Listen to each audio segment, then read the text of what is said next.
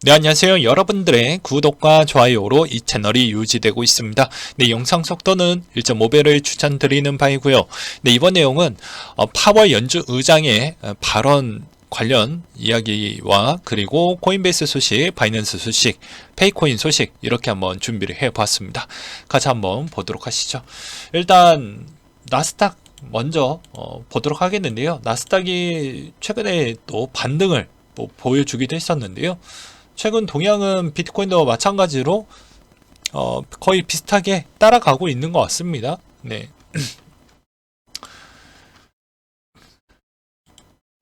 일단 코인베이스 먼저 보도록 하겠는데요. 네, 코인베이스가 추가 비용 절감을 하겠다. 전체 인력의 20%를 감원한다라고 이야기를 했고요. 6월 달에 이제 1차, 2차분 나눠가지고 진행을 하겠다라고 이야기를 했고, CEO가 영업비용 25% 절감하겠고, 암호화폐 아직도 미래적으로 괜찮다라는 이야기를 계속 심어주고 있습니다. 그 다음으로 이번에 미국의 유로존 물가 추이가 아마 제가 이게 녹화 방송이다 보니까 이번 지금 시간대면 아마 CPI가 나올 거예요. 아마 저녁 시간대 정도에 아마 나올 것인데 그거 보고 참고하시면 될 것 같습니다. 제가 녹화하고 있을 때는 전망 추이밖에 확인이 안 돼요. 네, 그 점은 좀 양해 부탁드리겠고요. 그래서 이번 전망 추이의 예상치보다 좀 조조하게 나오면 안 좋겠죠. 예, 거의 근접하게 나와도 좋을 겁니다. 예, 그 부분은 좀 참고하시길 바라겠고요. 그래서 연준 의장이 밝은 경제를 위한 수단을 사용하지 않는다. 이 말의 의미는 돌려서 이야기를 했다라고 볼 수 있습니다. 너희들이 요구하는, 투자자들이 요구하는 사항을 내가 들어줄 생각은 아직 없다.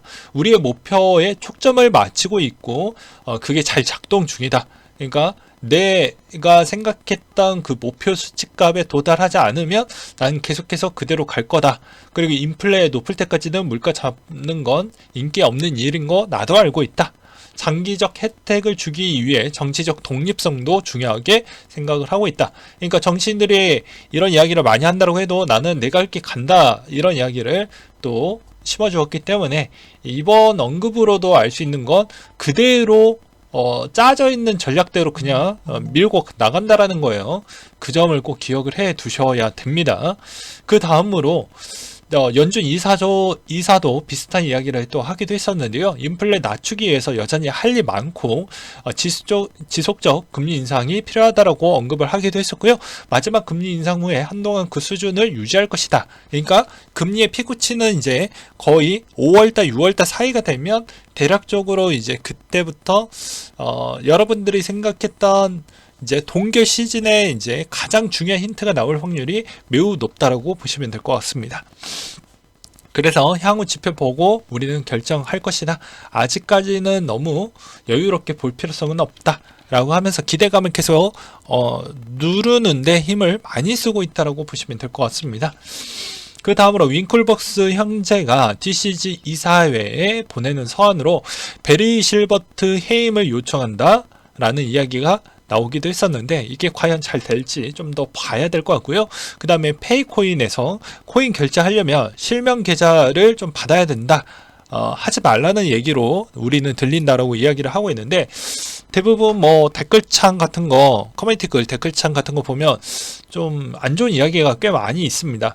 근데 저는 약간 납득이 되는 게 둘 다 이해관계가 조금 갭차가 있어요.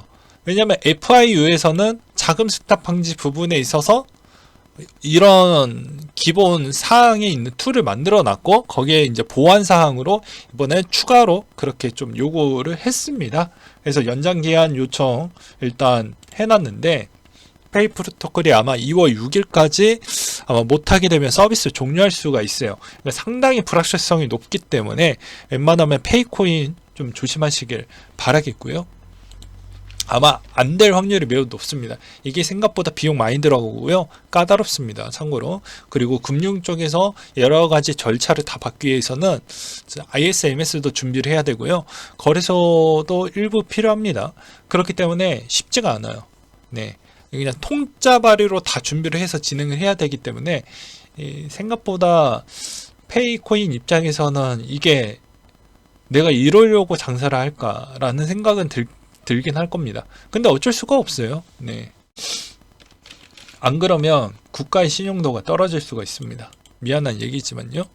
그 다음으로 왜 국가 이야기가 나오냐 또 이렇게 생각하실 수도 있는데, 이거는 우리를 위해서 저 기본 사항을 만든 게 아니에요. 금투법을 만든 게 아닙니다. 네. 왜냐면 실질적으로 거기에서 자금 세탁 방지를 하기 위한 조건이기 때문에, 그걸 지키지 않았을 때는 환율 조작국으로 수입 수출 부분에 따른 제약 사항이 워낙 많이 또 심해지기 때문에 어쩔 수가 없는 거예요. 네. 그래서 너가 맞추던지 아니면 사업을 접던지 극단적 길로 가야 됩니다. 물론 여기서 적극적으로 타협이나 그런 관계도가 좀 나오면 희망을 가질 수가 있는데, 조금은 쉽지는 않을 것 같다. 쉽지 않은 길인 것 같다. 저는 그렇게 생각이 들더라고요. 그래서 조심하시길 바라겠고요. 그 다음으로 1월 미국 주식 주요 경제지표 일정을 보게 되면 1월 2일부터 1월 31일까지인데, 중요한 건 1월 16일 부분이 좀 될 것 같습니다. 다보스 포럼에서 여러 가지 이야기가 나올 것이고요. 그 다음에 이제 12월 PC 개인 소비자 지출 물가 지수 발표 27일 나오고 난 뒤에 1월 마지막 주에 있는 금리 인상 발표한 FOMC 일정이 있다라는 걸 참고하시길 바라겠습니다. 네, 바이낸스가 US 보이저 디지털 자산 인수 승인이 나왔다고 하는데요. 안 될 것 같다, 안 될 것 같다 이런 이야기가 더 많이 나왔고, 미국이 견제하기 위해서 그런 조건으로 저는 보았는데, 어떤 이해적 관계가 잘 맞아 떨어졌는지는 모르겠지만 그래도 인수 승인이 됐다라는 거 우리한테 호재라고 볼 수가 있겠고요. 또 이것으로 알 수 있는 점은, 그나마 이분들이 일단 이게 인수가 되면서 극적으로 자산의 훼손적 가치가 많이 되었지만, 그래도 구제가 어느 정도 될 수 있는 상황으로 올라왔다라는 게 시장에서는 나쁘지 않은 결과치이다 라고 볼 수가 있습니다. 그렇다고 해서 저분들이 보상을 받고 인출을 한다고 해도 당장 인출할 수 있을 만한 여건이 안 됩니다. 왜 그러냐면 그 자금이 생각보다 많이, 코인이 거의 다 손실폭이 워낙 커졌기 때문에 빼서 쓰든 얼마 남지가 않습니다. 그래서 아마 그렇게 시장에 영향을 줄 수 있을 만한 부분은 거의 없을 것으로 저는 생각이 들고요. 블룸버그에서 바이낸스에서 10억 달러 손실 부분에 대해서 인정을 좀 했다라고 하는데요. 바이낸스가 이제 BUSD 패그된 지급 준비금에 유지하기 위해 문제점이 있음을 인정을 했다라고 합니다. 잘못된 설계로 인해서 준비금이 때때로 10억 달러 이상 담보 손실이 입었다라는 걸 인정을 했다라는 게 나왔고요. 또한 코인베이스 지난해 암호화폐 VC 투자에서 119건으로 최다를 거쳤다라고 합니다. 그래서 보게 되면 코인베이스도 보이고 드래곤플라이, 알라메다 리서치 등등 보이네요. 크립토 퀀트에서 홍콩 암호화폐 친화적 행보를 보여주고 있다. 중국의 금융 테스트 시장을 하고 있다. 중국의 금융 테스트 시장 홍콩이 다시 암호화폐 시장으로 문을 두드리고 있다. 관련 보고서에서는 최초 비트코인 선물 ETF 출시 당일 7,900만 달러 조달했고, 중국계 암호화폐 거래소도 준비에 나서는 것 같다. OK 준비금은 비트코인 이더 보유량을 늘리는 중이고, 현물 시장 말고도 중국계 거래소 내 암호화폐 선물 미결제 약정도 증가하고 있는 추세를 볼 수가 있다. 이런 이야기가 돌고 있는 상황입니다. 여전히 악재에 있는 규모는 생각보다 좀 많이 미루어졌고요. 이제 실적 발표에 있는 그 기간에 도래하는 시기에 이제 들어가기 시작을 합니다. 2월 달부터. 그러게 되면 대부분 1분기 실적에서 약간은 출렁출렁 걸릴 수는 있겠지만, 그 시점 넘어가면 그렇게까지 악재 나올 수 있을 만한 거는 그렇게 드물 것 같다. 왜냐면 어차피 기존에 있었던 부분에서도 크게 영향을 줄 수 있을 만한 그런 건 거의 없어졌다라고 보는 게 맞습니다.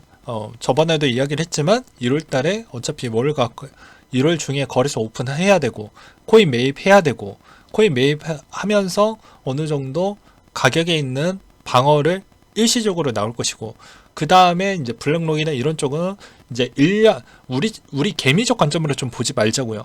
기간은 한번 사업을 준비를 하게 되면 길게 준비를 합니다. 왜냐, 법적인 절차 다 준수를 하면서 진행을 해야 되고, 그 다음에 그런 또 인력과 구성과 그 다음에 장기적인 로드맵과 프로젝트를 다 실행을 해야 되기 때문에 또 한국인처럼 그렇게 빨리빨리 하지 않잖아요.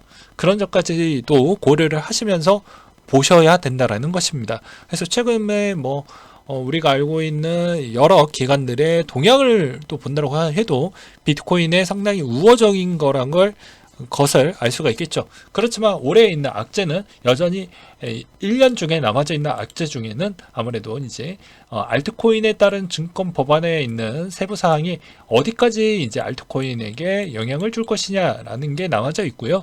그 다음에 이제 두 번째로는 아무래도 채굴회사에 따른 실적 발표로 인해서 어디가 재무 건전성이 매우 취약하냐에 따른 또 공격에 있는 대상자 또는 수혜자, 거기에서도 나뉘어지게 있겠죠. 수혜자라는 건 거기를 쇼패팅을 해서 더 죽여버리는 효과로 갈 것이고요. 그렇지 않는 부분은 또 다르게 봐야 되겠죠. 그것으로 우리는 또 저점을 또 확인을 해볼 수가 있겠고요. 그 다음으로 또 확인을 해볼 수 있는 건 이제 마운트꺽스 부분은 거의 이제 대부분 3월 달까지로 연계가 됐기 때문에 3월 달에 이제 대부분 신청자가 몇 명이냐가 3, 4월 달에 나올 것입니다. 그럼 7월 달부터 보상이 들어가니까 7월 달 들어가는 그 달부터 영향을 줄 것인데 그렇게 크게 영향을 주진 않을 것 같다라고 저는 생각이 듭니다. 주더라도 그냥 7월 달이 들어가는 그 시점에 일시적 조정 정도까지라고 저는 생각을 하고 있기 때문에 그렇게 대응을 하시고요. 그 다음으로 또 좋은 이야기도 해야 되겠죠. CPI 발표할 때마다 반등은 크게 나와 줄 것입니다. 왜냐? 내려갈 게 뻔히 보이니까요. 네. 그러니까 CPI에 발표하는 그 주는 무조건 좋은 주로 마무리가 될 겁니다. 나머지 주는 제가 확인은 어렵겠지만 CPI가 발표되는 그 시점 또는 PC가 생각보다 매력적인 위치에 나왔다라는 그 시점, 그때는 마다 아마 비트코인은 좋은 현상을 보여줄 것으로 저는 기대를 하고 있습니다. 그렇게 투자를 하고 있고요. 아무튼 여러분들 좀 힘들고 지루하고 그러겠지만 오랫동안 남아있는 사람이 나머지 수익률을 다 챙겨 먹는다, 이렇게 생각하시면 될 것 같습니다. 항상 제가 이야기를 하죠. 도전에 있으면 성공할 때까지 가는 겁니다. 항상 구독자님, 멤버십 회원님들에게 감사하다라고 말씀을 드리면서 이상으로 마치도록 하겠습니다.